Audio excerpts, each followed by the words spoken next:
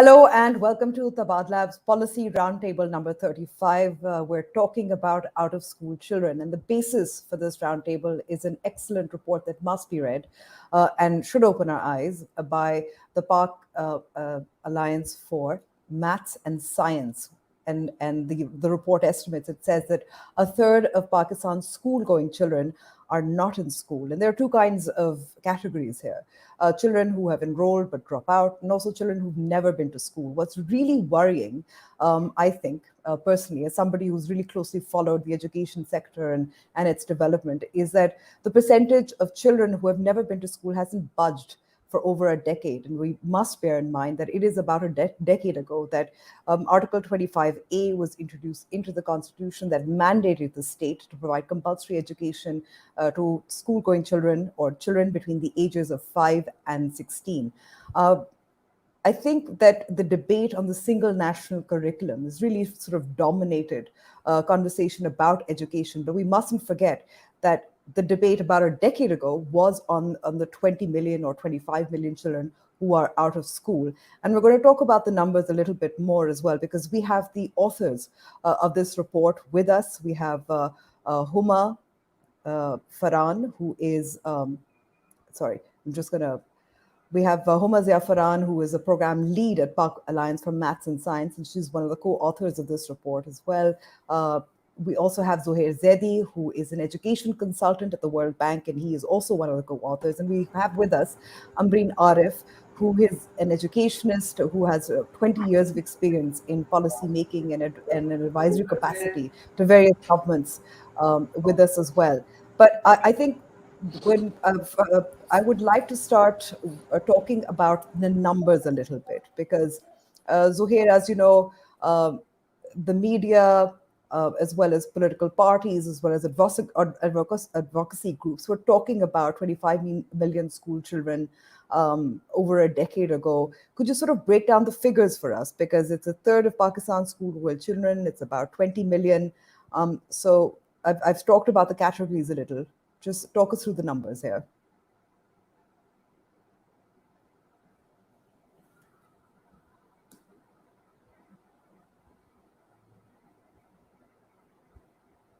Zohair, I can't hear you. Okay, sorry, can you hear me now? Yes, we can hear you now. Okay, your voice broke in the middle. So I think what you asked is that you want we should start off with a basic overview of the numbers that are entailed in this report. So for people who've not yet been able to read it, I think the fundamental top line of the findings that we included in this report is that there are 32% of all children who are of school-going age, and by school-going age I mean 5 to 16 years, as mandated by the Constitution of Pakistan. There are 32% of all 5 to 16-year-olds in Pakistan do not go to school.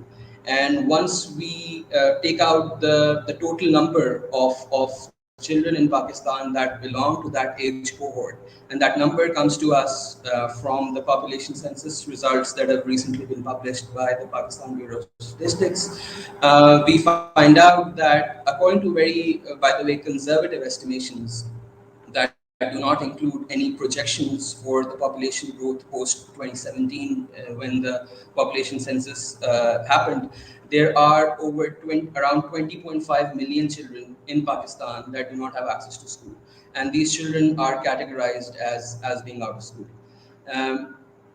While this number in itself is very significant, I think what's more important is that we start finding out as to how this breakdown of this number sort of happens at the lower tiers. So foremost at the provincial level, we find that Balochistan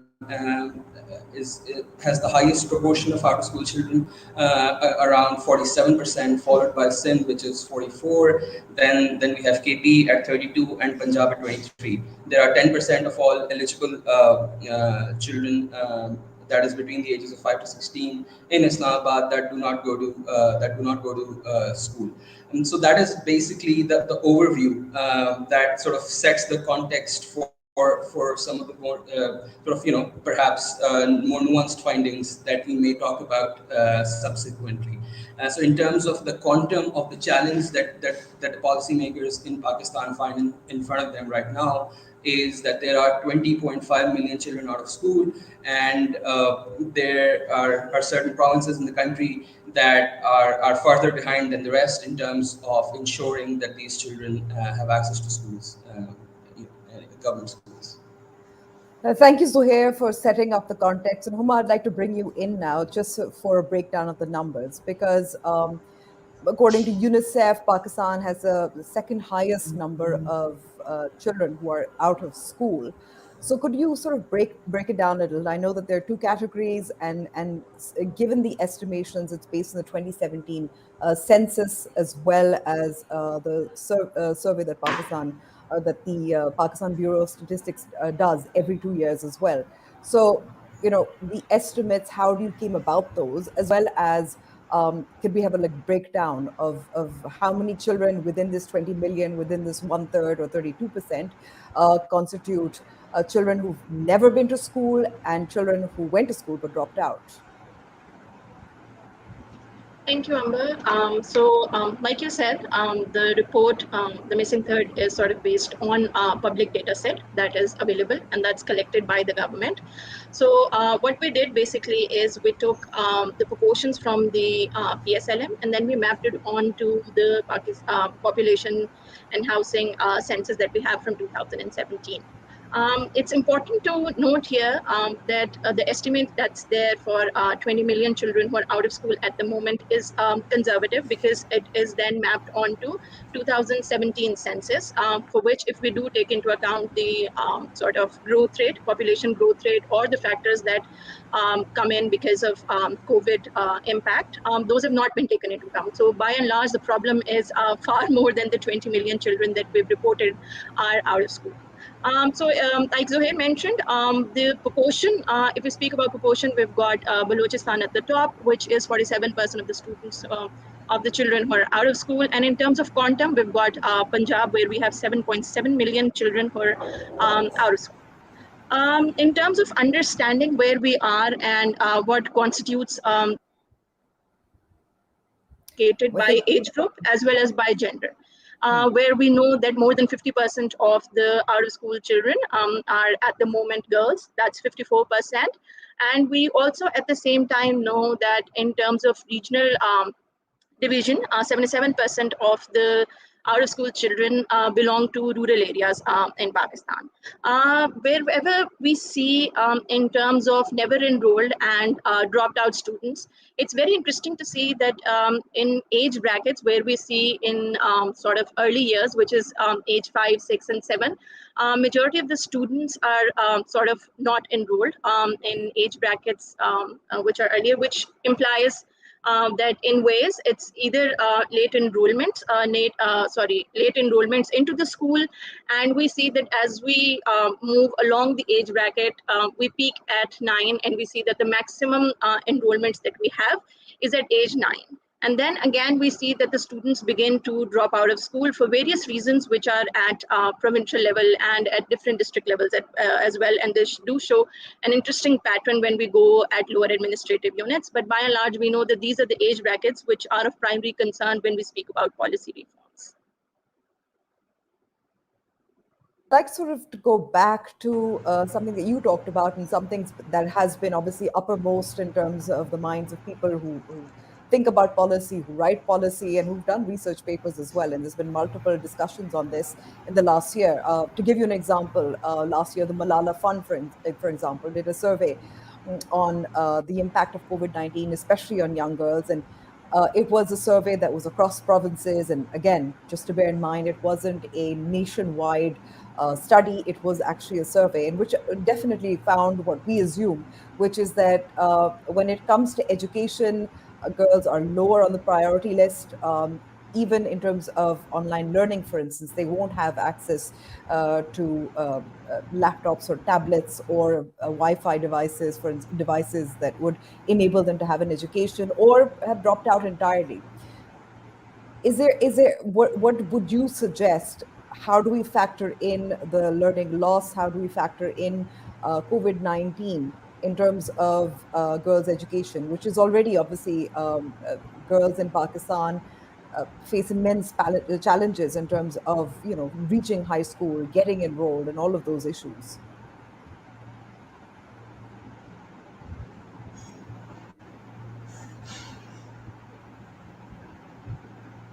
Huma, you're on mute.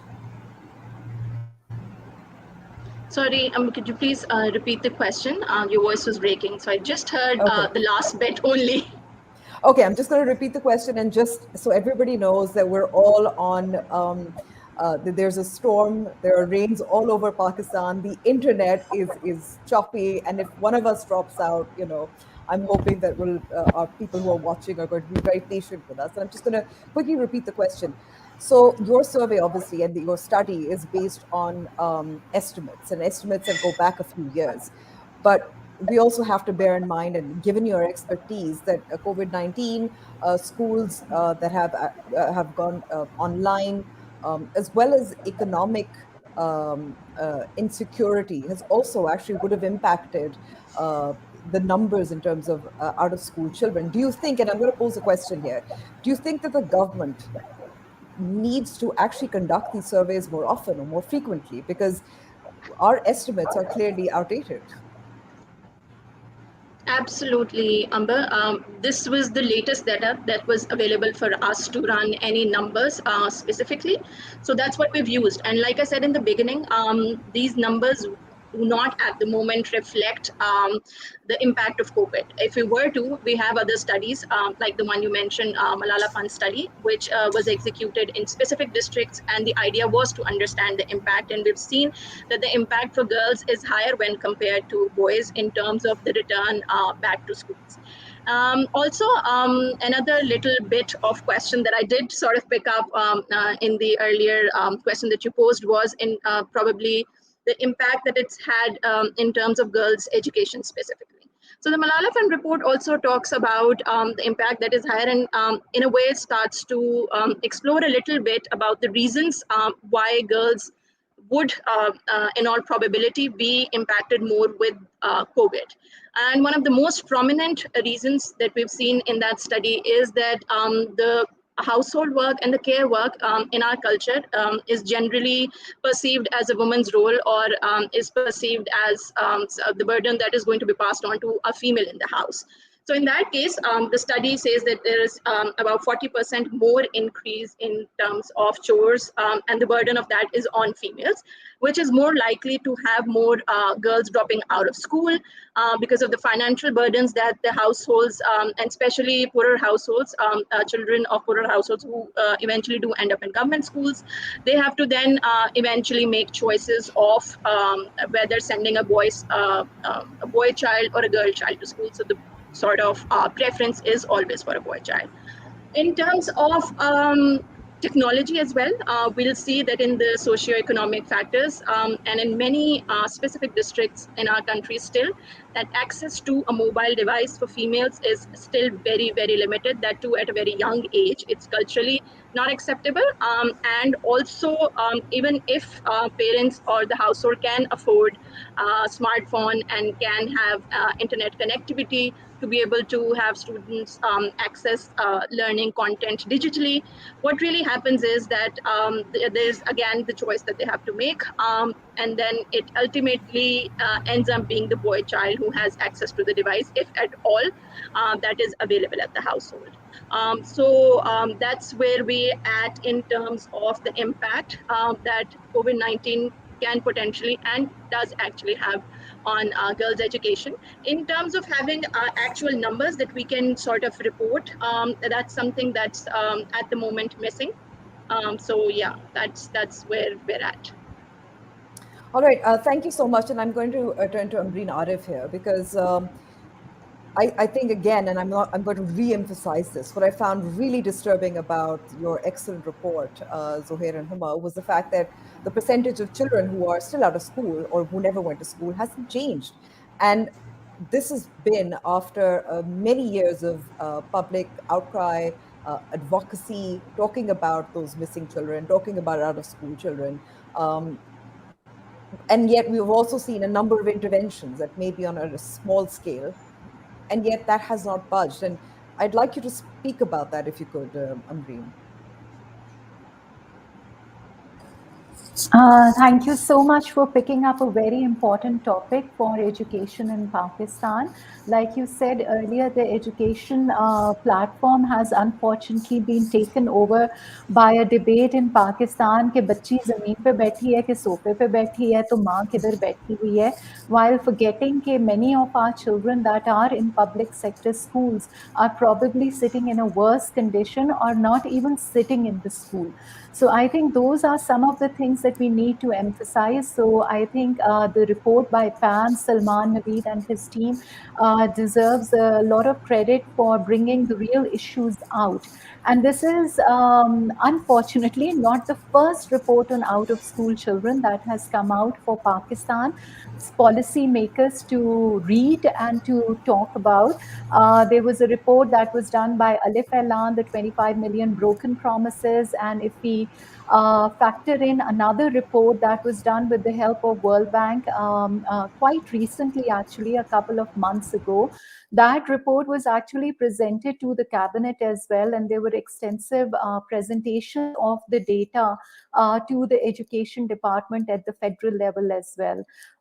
So it's pretty unfortunate that with all that information out there is very little talk or very little urgency to work on the out of school children issue.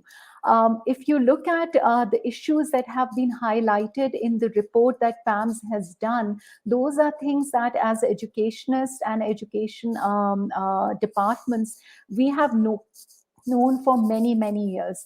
Pakistan does not have a shortage of reforms. If you look at the BISP intervention, Wasila-e-Taaleem, that focuses on providing stipends for children to study at the primary level. If you talk about the girls' stipends that the provinces are giving, if you talk about the teacher recruitment reforms, so there's no shortage of reforms. But there's something drastically going wrong, because with all the money that is being spent on the education budget, the development partners, technical assistance, the dots don't seem to be coming together. So there is obviously a missing detail that we are not taking care of. We are not focusing on the micro details. Wasila-e-Taaleem can give as much money as it wants to children in Jacobabad and Thatta, but if 50% or 60% schools are closed in Thatta, Jacobabad, in Kohistan, what are the parents going to do? Where are they going to send their children? And what about the children who are dropping out? So I think that we are missing out the important micro details of how to address the issues at the field level. And we get caught in debates on education that are not meaningless, but do not bring the out of school children or stop the dropouts happening in our lagging districts, or even in Lahore and Karachi and in Islamabad. I'm going to ask you a question here that has been weighing on my mind, and the question is based on another excellent report that I read last year, and it was related to COVID-19 in education financing. It's by Asim Bashir Khan, and he talked about how development and non-development budgets work, how they're affected by what the federal gives to the provinces and what gets cut. Essentially, so pensions and salaries, etc., they're non-development, they're non-discretionary, they have to be paid, utilities have to be paid, for instance. But when it comes to certain policy interventions and the development budget, it is actually very much, these are political choices. And the first thing to get cut is a development budget, even within education. And we've seen, for instance, between 2020 and 21, 19, 20, the 2 years that we see in between, we've had COVID. Punjab, for instance, and Balochistan, and we bear in mind, given the PAMS report and other reports, the most out of school children in terms of percentage are in Balochistan. So the education budget has been cut in Punjab and Balochistan. KP has significantly increased its budget. Sindh has increased its budget, and so has Islamabad. But could we talk about whether uh, how budgets are allocated, even within these limitations where budgets are cut, um, to address these specific policy interventions? Is that the micro detail that we're missing here? So yes, but the micro detail that we are missing is the efficiency of the budget that is being spent. Pakistan definitely spends much less on education that it should be spending as compared to its neighbors, and also as compared to some of the African countries with the same GDP. So I'm not going to say that there is a lot of money for education in Pakistan. That is already low. But if the money that is being allocated, if there are issues of efficiency, I'll give you an example from the field. I was working on a Balochistan project a couple of years ago. We went to Quetta. We found that a school in Quetta city with 60 girls had no washroom at all. The girls were going to a neighbor's house to use the washroom, and just think about the child protection issues, safety issues, and other issues that are there. When we went back to the education department, we found out, when we looked at the data, there was a lot of money that was parked for water and sanitation in the budget, but the education department did not know it was parked under that head. The finance had no idea it was there. It was given to the education department in March, and they could in no way spend it in that fiscal year. So the inefficiencies galore that we have at the field level, at the district education level, at the provincial education offices, in terms of the money that is allocated, is a bigger worry for Pakistan. Almost 90% of the money is spent on the teacher's salary. They are given time scales. The public sector teachers get a very comfortable salary.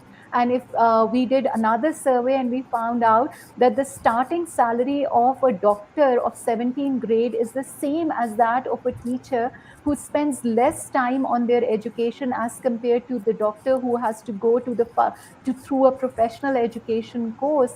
And the starting salaries are the same, but the quality of work that we should be seeing coming out of the education sector obviously is not there. When we look at the exam results, when we look at the CSS results, when we look at the quality of people who come in for jobs, and when we interview them. So it's more of an efficiency issue.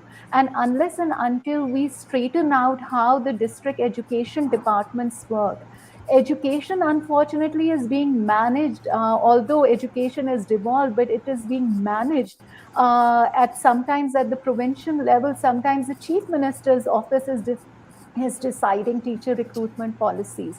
So unless and until we devolve education and have a school leadership at the school level, these inefficiencies will continue. So again, because the policies tend to be ad hoc, tend to be top down rather coming in from the district level, addressing specific issues, as you said. I mean, I know it's a very small, minor thing, but a washroom is incredibly important. Safety is incredibly important. I was a reporter, and I traveled, for instance, South Punjab. And a lot of the parents said, well, the school is far away. We're talking about middle school here. The school is far away, where we don't have a way to send our girls, and we don't think that they will be safe. So safety is an issue as well. It's not just within school buildings. Coming back to the report as well, there's another detail that I thought was very interesting. And if you could speak a little more about that, Zohair. According to your report, the PAMS report, 90% of school dropouts are from the public sector.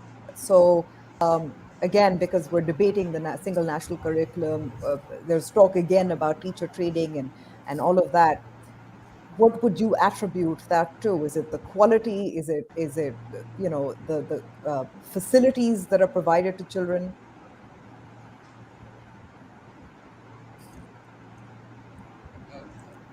Is that for me, because I couldn't hear you very clearly? Yeah, Zohair, that's for you. And I'll just repeat the question quickly. A quick question. So 90% of the dropouts are from from the public sector. What are the reasons? Right. Okay. Got it. Just before that, I would like to very briefly circle back to your point about the disparities pertaining to gender in terms of enrollment. So, what we did for this report was that we tried to map the proportion of students who are currently enrolled and. Oh, well, I think Zohair just dropped out. Homa, if you could just pick off a little bit, because I know that there are differences province to province, districts, even within the provinces. Okay, Zohair is back. And I think if Zohair, you're back online, if you could just continue with Can you hear me? Yes, we Okay, can hear perfect. you. Right. Okay. So what we tried to do was to map the proportion of students who are currently in school and those that are not by different ages. So from 5 years old all the way up to 16 years old, and the trend that we saw was that the proportion of enrollments tends to climb gradually from 5 years all the way up to 9 years, and then once the 11-year mark is crossed, then start seeing steady and in some places pretty rapid decline in the enrollment rates. And what's very interesting is that this trend is absolutely virtually identical for boys and girls. There is a difference in quantum. So, for example, for 5 years, for example, if the enrollment rate for boys is 40%, it might be around 35% for girls. But the trajectory that the enrollment rate follows from 5-year-old all the way up to 16-year-old remains exactly the same for boys and girls. And this points to what we think are significant underlying factors that start setting in around the ages of 11 years and beyond. And those it is extremely important from a policy perspective to try and unpack what those reasons could be. We Through PSLM we did identify certain reasons that were reported by parents of why their children drop out of schools, and those vary a little bit with boys and girls. But I think it is extremely important to target these age groups for boys and girls. While Because the reasons may differ slightly for boys and girls, but we know that the maximum exodus from our public schooling system happens between these age groups. And now to your point about the dropouts from government schools. Okay, so we did another analysis of where we tried to find out what are the main underlying factors that determine parental choice of the kind of schools they send their children to. Around 72% of all parents whose children go to private schools identified good teaching quality as a primary factor based on which they send their children to private schools. Now, to my mind, highlights a couple of things. One, it highlights parental agency. Second, it perhaps highlights parental access to the funds and finances that are required to be able to send your kid to school, to a private school. And so these factors perhaps also indicate that there are things that are missing in the government system that the private sector tends to cater to, which is the parental perception of what good teaching is like. The very rapidly growing private sector of schooling in Pakistan is doing a much better job than the public sector of at least signaling to the parents that they are better at teaching their kids and are better equipped at making sure that their kids are in some way or another enabled to make something of their lives down the road. And I think that is a critical piece that is missing within the public sector schooling sphere. The most dominant reason for why parents choose to send their kids to government schools, on the other hand, is that number one, it's either close to home, or number two, it does not cost as much. So there we have a very clear indication of what determines a parental choice to send their kid to a government school versus a private school. And I think the dropouts from the government school occur more so than private schools because parents feel that the public school experience does not add as much to a child's ability to move ahead and sort of move ahead in life as compared to the private sector. So I think that is the crux of why we think the dropout rates from public schooling are much higher than private schooling.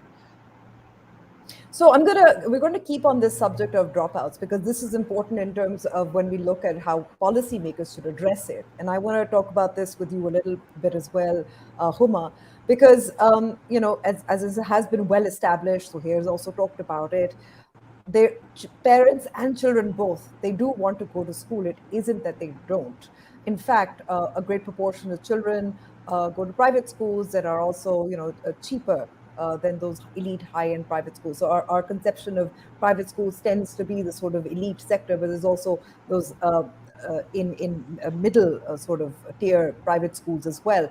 And those parents are willing to spend money and obviously keep their children in the schools, obviously, so they have better opportunities after they graduate.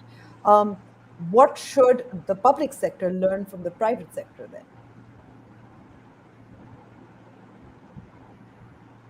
Homa, and you need to unmute yourself. Thank you.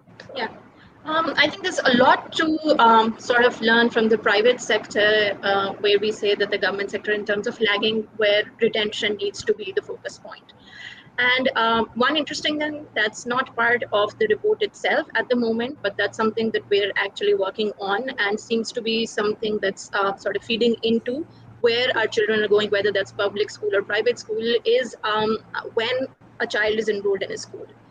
So very interestingly, we see that children in government schools are enrolled comparatively late when they're in their sort of age. So if we look at specific districts, or if we try to pick sort of provinces and try to analyze enrollments in government schools in early years versus enrollments in private schools. So these are sort of households where we're saying that education or expenses associated to education or finances related to education are a bigger determinant in terms of identifying whether the child is enrolled in the school or not. But we still see that there's a high proportion of parents enrolling their kids in private schools compared to government schools in early years. So maybe one of the very important things that the government sector maybe needs to incorporate and is its focus on early childhood education. So what that really does is, in terms of, it preps up students. It's a phase where the students also get used to going to school.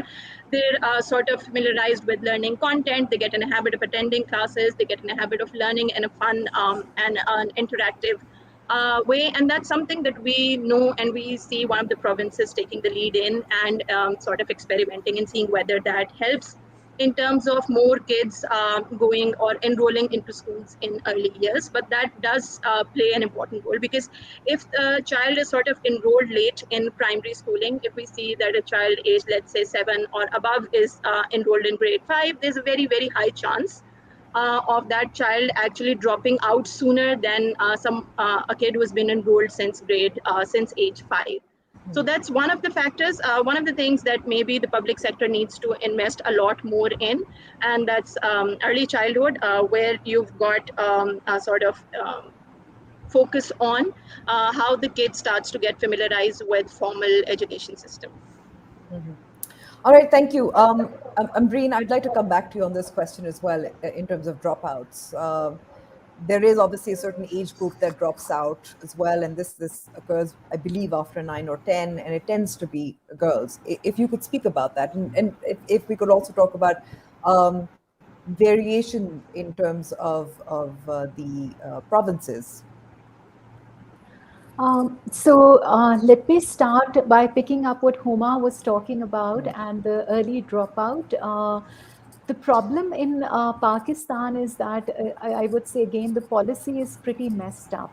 We had a national education policy in 2009, which was developed, and when it was approved, after taking almost 2-3 years to develop, When it was ready to be adopted, 18th Amendment happened, and it went into limbo. Right now, at this point in Pakistan, there is no national education policy other than the previous 2009 one. The 2009 one says the school starting age for primary children is 6 years old. But unfortunately, when we go around and talk to different provinces, when we look at what is happening at the field level, we find out that the starting age is 5 years, and even the constitution says 5 साल से आप लाजमी तालीम जो है वो primary की देंगे. So there is a mishmash of policy and implementation that happens starting at a later age, especially in rural areas.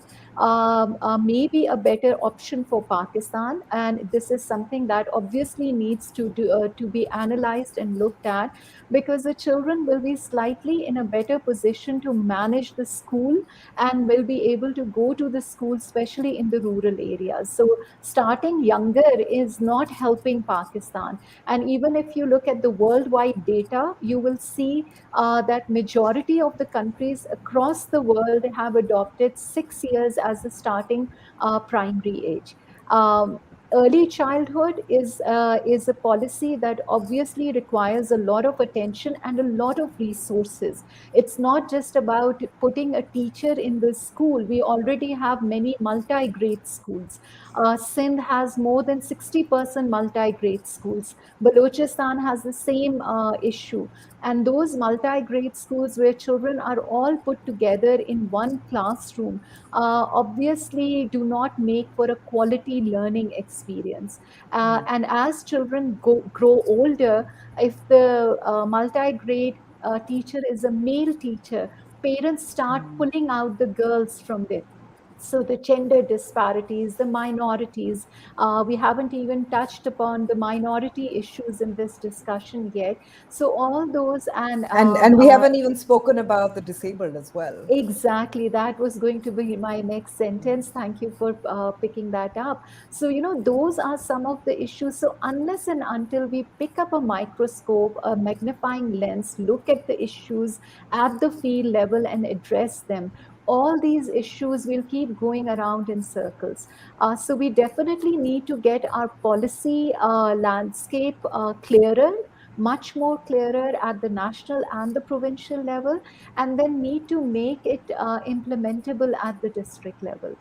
Right now, it's a mishmash of policies across the provinces that do not even match each other.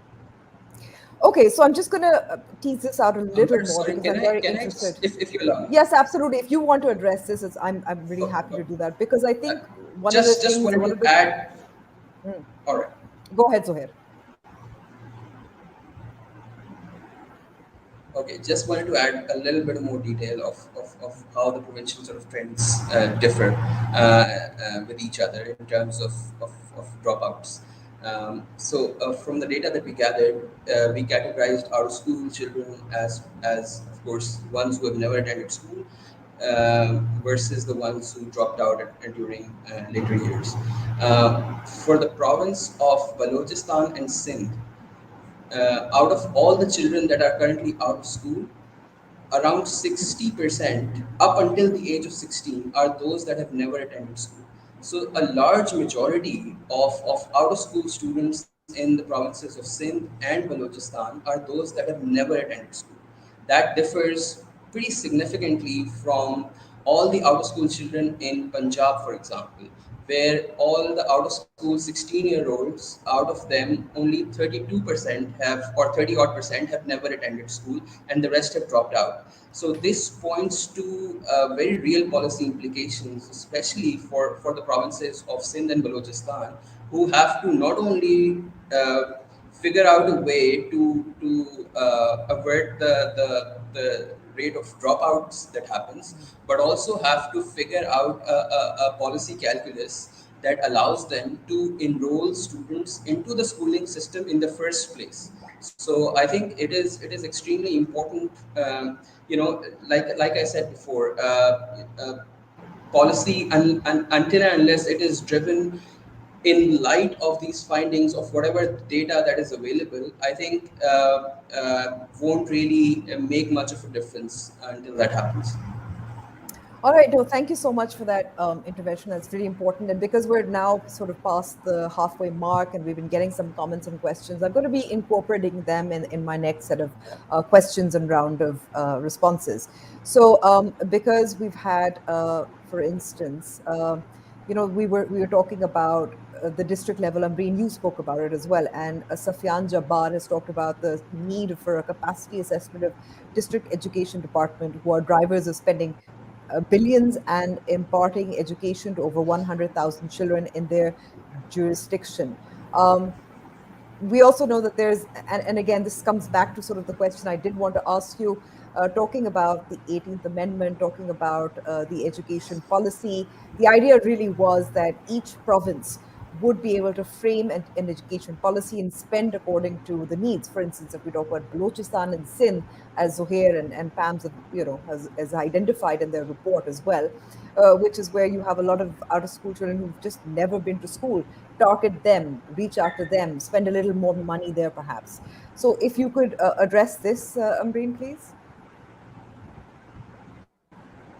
So, yes, definitely the comment about district education and structuring the education department in a way that it can implement the policy and the budget is very, very important. Again, like I said, across the country, how the district education departments are structured is not very, you could say, not done in a way that leads to good organization management. A teacher, if a primary school, can become an EDO one day, the executive district officer, and not saying that they cannot manage it, but they don't have the requisite financial and management skills. So from a school of 1,000 children, they may go on to manage the whole district. And the financial skills that are required for management, they do not have that and do not have the necessary support for that. So that is something that definitely needs to be looked at. And while we are on the subject of district education budgets and how they are managed, we should not forget the role of the auditor general in that, and how budgets are audited, and what role uh, that whole system plays in teachers not spending the school budgets that they get at the school level, because they are worried that their pensions may be stopped when they retire. So it's a whole another host of issues that one needs to talk about. So those are some of the things that need to be catered for. But again, from a policy perspective, if you look at the 18th Amendment, yes, the provinces need to take charge of their own issues and have solutions for that. But then Pakistan as a country also needs some national directions and some national narrative for education. We've had so many years now after the 18th Amendment for the provinces to actually develop their own policies. There have been attempts to work on them, but then the regular transfers of ministers, changing of ministers, transfers of secretaries, we haven't really come to a solid policy for any province. If we look at how the out of school children have changed over the years, so what we see that, and this is again data from the report that World Bank did for out of school children for the Ministry of Education, what we see is that in Punjab, the numbers of out of school children have decreased over the past decade. But in Sindh and Balochistan, they have actually increased. So there is something that is definitely not right. How the NFC formula addresses lagging provinces in the social sector is again a debate that I would like to touch upon, not go into depth, because this forum is not probably about it. But what I need to point out is that the out of school children issue is not a very simple issue, requires a debate between the education, the finance departments, and a look at it from the school leadership level right up to the provincial level. 18th Amendment, I don't think, has helped in any ways to solve the education problems if you look at the data of growing number of out of school children. And here's a question, I think, and just it's also a question that we got in one of the comments, and it has been uppermost in my mind because I've seen over the years there have been numerous pilot projects. Wasila Talim is one of them. For instance, giving school-going children, especially girls, either a stipend or incentives, or a chicken, for instance, so they can make money out of it, or they have better nutrition, et cetera, whatever it is, in various incentives. Um, Clearly, this have they is it because is Punjab doing better because they've worked, and they should be perhaps expanded to other provinces or experimented on in other provinces? If you could answer that question as well, any one of the panelists who would like to. If I can just talk about the Wasila-e-Talim, a couple of years ago, I got a chance to look at the data in depth. The issue is not that the Wasila-e-Talim is not giving the money to the parents. The issue is the disconnect between the demand and the need. So if you give the stipend to the parent, but if the school is not functional, the parents can take the money, but then where will the child go? So, so those are some of the disconnect between the need and the demand, and those things need to be sorted out. Also, there is a disconnect between the social protection department. So I forget the name of the ministry, the poverty alleviation ministry, which is now managing the Wasila Talim, and the education department, so that the money that is being spent through Wasila Talim, and I think they have a new name for it now, needs to be connected where the schools are functional. Otherwise, it's just money being given away, and I'm sure it adds to the economic condition of the parents, but it definitely does not contribute to education. So those disconnects between our different ministries, education, finance, poverty alleviation, need to be connected to see that to in fact have a change in education. And Zohair, if you could also answer this question, because there have been successful strategies outside of Pakistan as well. For instance, I was looking at a study about Nigeria. Punjab is obviously an example that we see is where there has been some improvement. So what's worked? Okay, there is evidence from around the world of what has worked. There's been numerous interventions around the world that have been evaluated, starting from deworming initiatives in Africa to meal programs, to providing better training to teachers and all of that. I think so. I fundamentally believe that these things work, but they need to be structured in a manner that sort of aligns the incentives of people who are actually implementing these initiatives on the ground, and those implementations are aligned with the kind of incentive structure we are trying to curate for parents and teachers to avail these interventions. In case of Pakistan, unfortunately, and please excuse me if I'm being a little too transparent with my pessimism here. I think we are at a more primitive stage in terms of our policy development as well as policy execution. We are at a stage right now where we don't even have the kind of schooling infrastructure that we need to cater to these 20 million out of school children. So, for example, if tomorrow a miracle happens and all these 20 million kids want to attend school from tomorrow, we do not have that kind of infrastructure. And by infrastructure, I don't necessarily just mean the number of classrooms. I mean teachers. I mean the qualifications and the ability of teachers to be able to manage the syllabuses and the courses in the kind of manner that is desirable. And also, we do not have a framework that allows us to target specific regions, geographic regions, and try and address very specific and salient issues that creep up at the local level.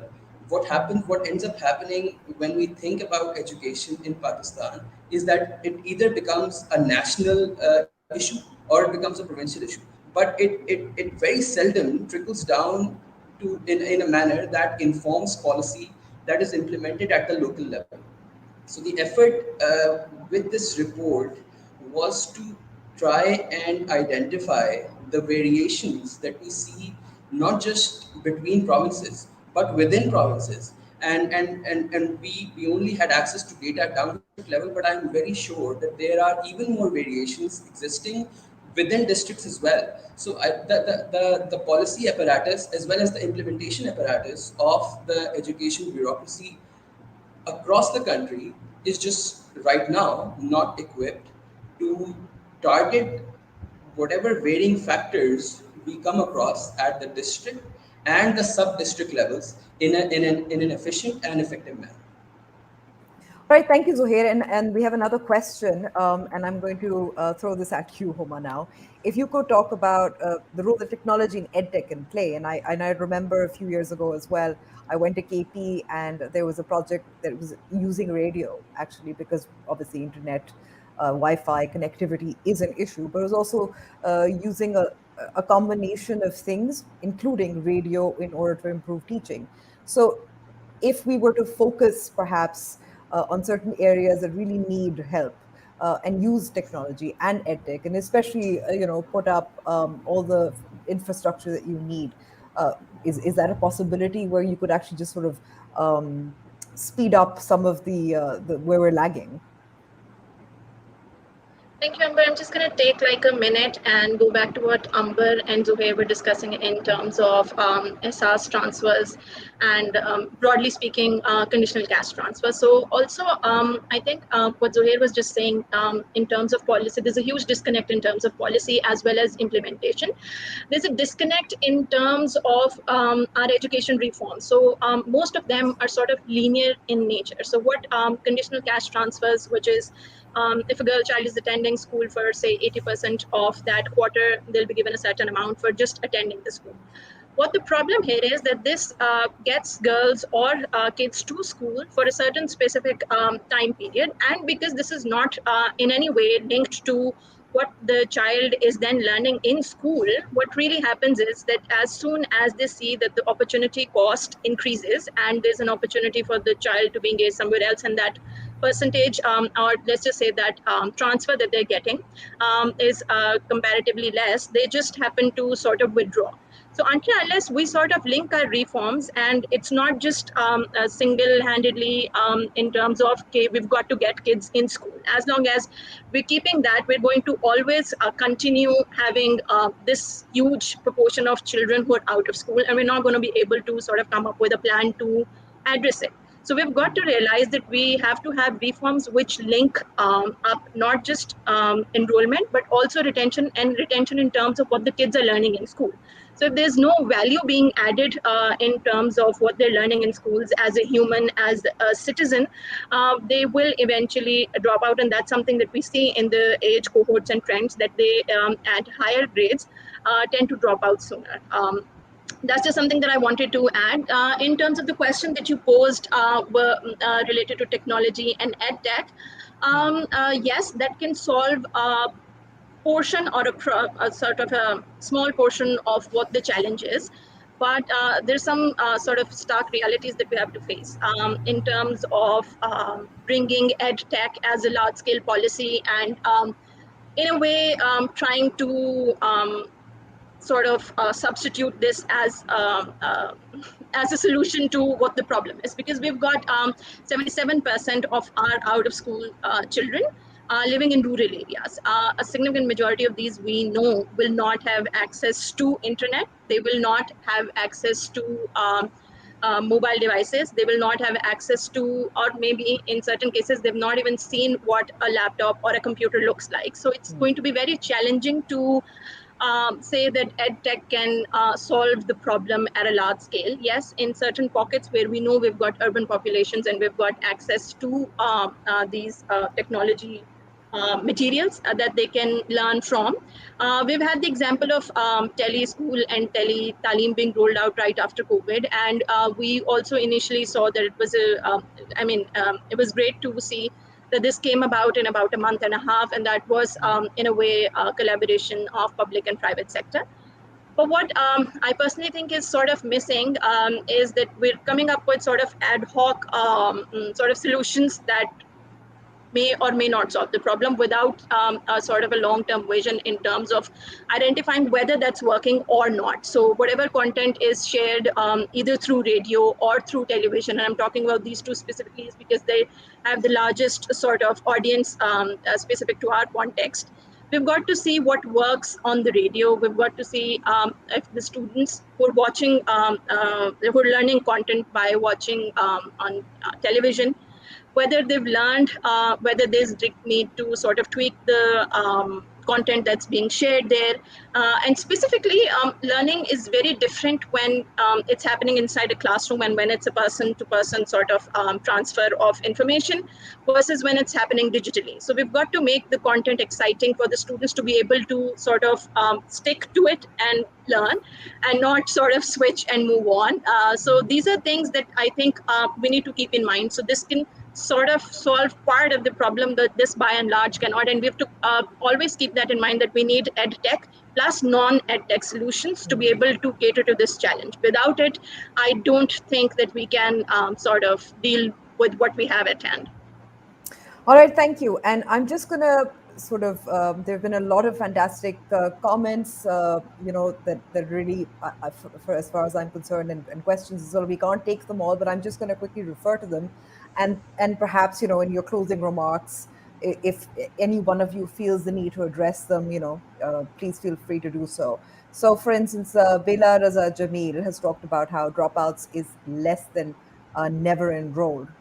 And that's something that one needs to think about, and how post-primary opportunities are insufficient, which lead to push-outs from 5 years onwards, and etc. So there's also another important point that Nafis Ahmed has raised, which is language and education, especially in the context of medium for instruction. And this speaks to what you were talking about, Huma, as well. Engagement for children is a key determinant of out-of-school children, given the linguistic tapestry of Pakistan.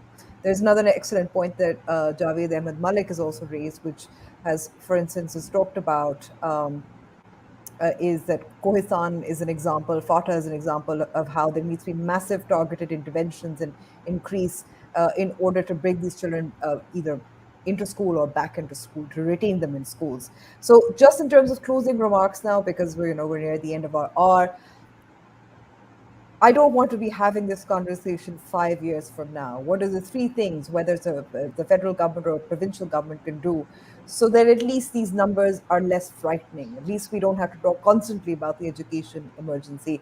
Ambreen Arif, I'd like to begin with you.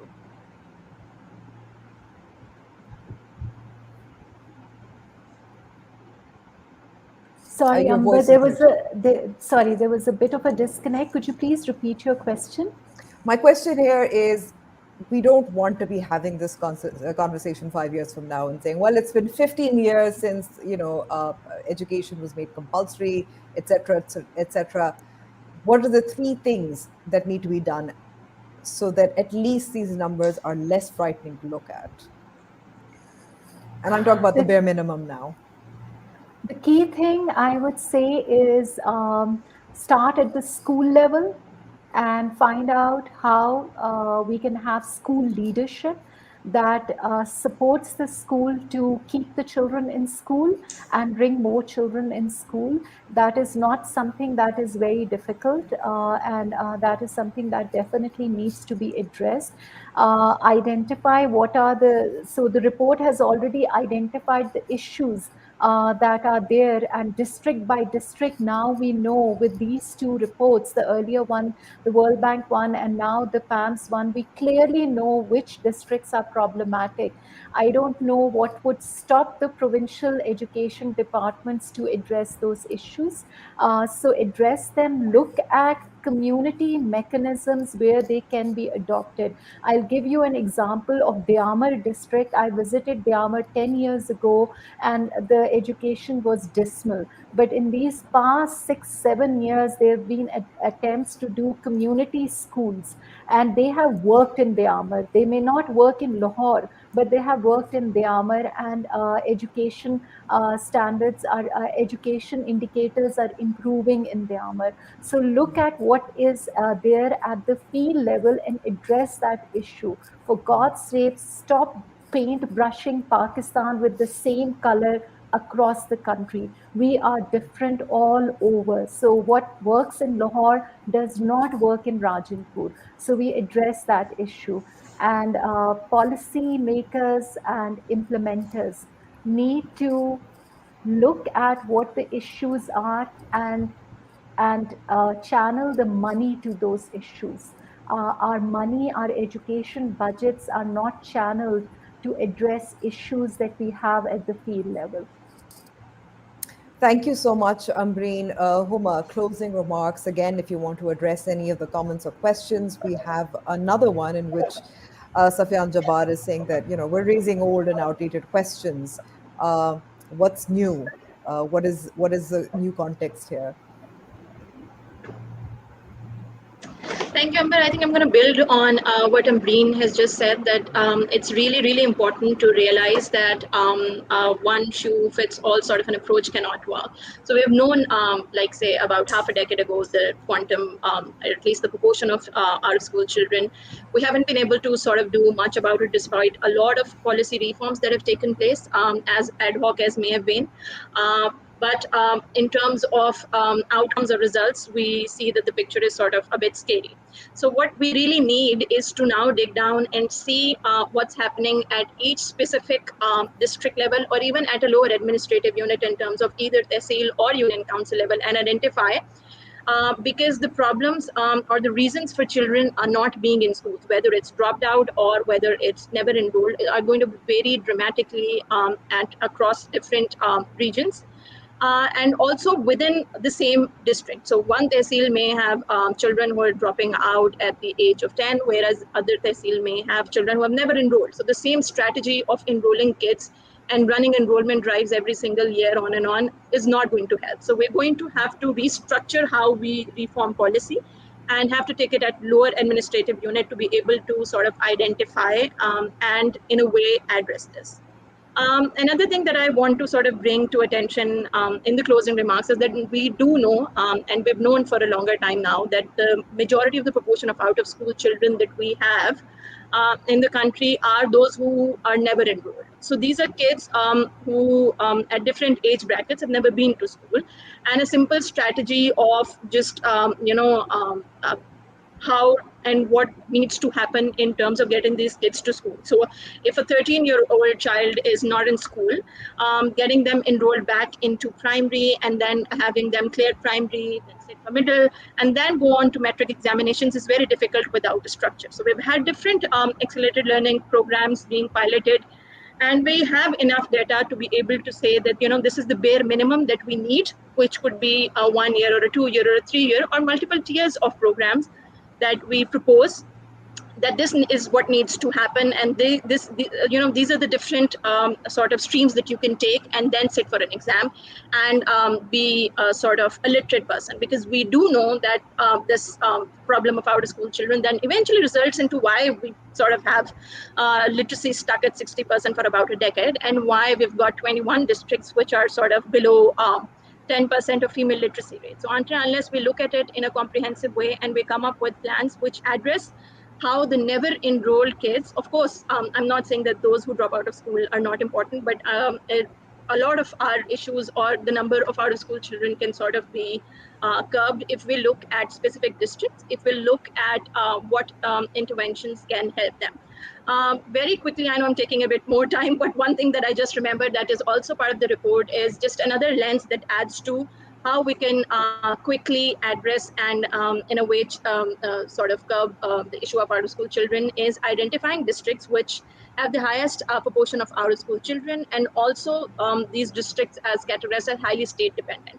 So let me just take a minute to explain what state dependence is defined in the report. So these are districts where historically speaking, we know that no private sector has either had the incentive, whether that's financial or any other, to sort of come in.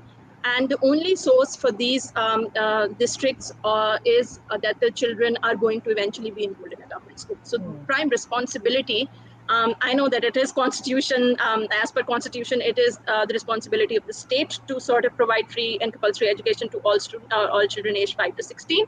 But these are specific districts where there's absolutely no hope for any other service provider to come in and sort of substitute for lack of state structure.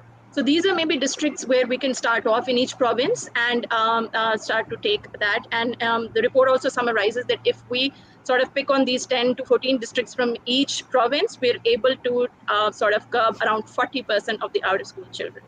So that's maybe a starting point. No, that's a fantastic starting point, and I'm going to leave this. You have the floor for the closing remarks, Zuhair. We began with you, we're ending with you as well. Could we get, for instance, when we talk about Edtech and the lack of infrastructure, could we get telecoms, for instance, under CSR to adopt a tehsil, for instance, or a school, or any of those issues? Some ideas in terms of how we can target those particular districts, for instance, where we have the most school dropouts as well as the lowest literacy rates. Yeah, of course, that's great. Public-private partnerships are known to have worked in the past as well, and it's something that is worthy of being explored. But I would like to go back to something that is, that's been said before as well. I think it's in light of the data that the governments themselves publish and the governments themselves curate.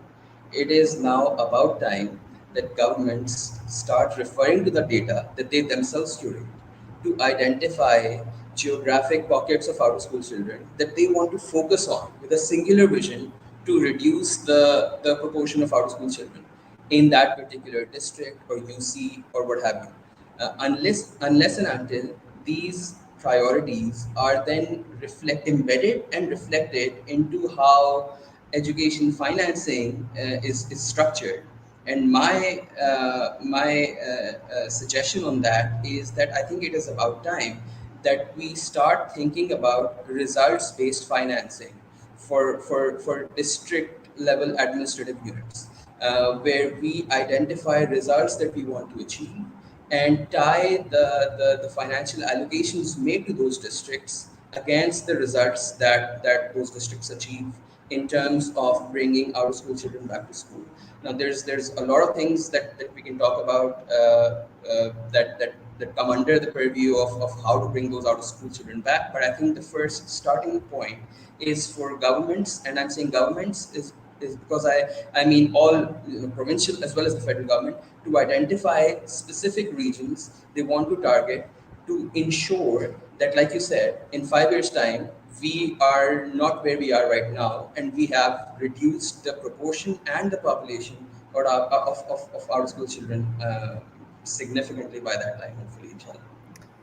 Thank you so much, Zuhair Zaidi, Amreen Arif, and Huma Zia Farhan. I mean, this was a really fascinating conversation, and I think I would recommend anybody who has not yet read the report to read the report. It's it's easy enough for somebody like me, a layperson, to read and understand as well, and really just gives you a snapshot of which districts, which provinces, and the numbers where the problem lies, and perhaps focusing in or honing in on those districts. And at the top of the election cycle, just as soon as a government is elected, perhaps push them. And we should also recognize that we are privileged enough in a position to sort of advocate and push for those districts or those areas where there are more children that are out of school. For the not just the departments, but for the politicians, the MPAs and the MNAs that are coming from those areas, push them a little harder to deliver, whether it is at the beginning, and question them. So at the beginning of the election cycle, we're now going to a sort of pre-2023 elections, and then the opportunity just after the election to get results as well. We talked about the data. There's clearly not enough of it. We haven't been able to touch more on COVID-19 and the impact because we don't have the data. And I think that's a huge lack as well. Financing and how it's spent is something that we've also touched upon. But really, if we just focus on those few districts where there's a huge problem, it would also yield a lot of dividends. Thank you so much for everybody who's commented. Really great comments. I wish I could have included those. And thank you all for watching, and to all of you for participating. Goodbye.